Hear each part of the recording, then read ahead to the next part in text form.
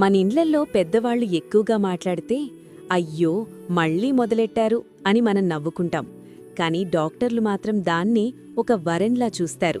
వయసు పెరిగే కొద్దీ ఒంటరితనం, జ్ఞాపకశక్తి తగ్గడం చాలామందిని మెల్లగా కబళిస్తాయి. ప్రస్తుతం జ్ఞాపకశక్తి కోల్పోవడాన్ని పూర్తిగా ఆపే మందులేదు అంటున్నారు వైద్యులు.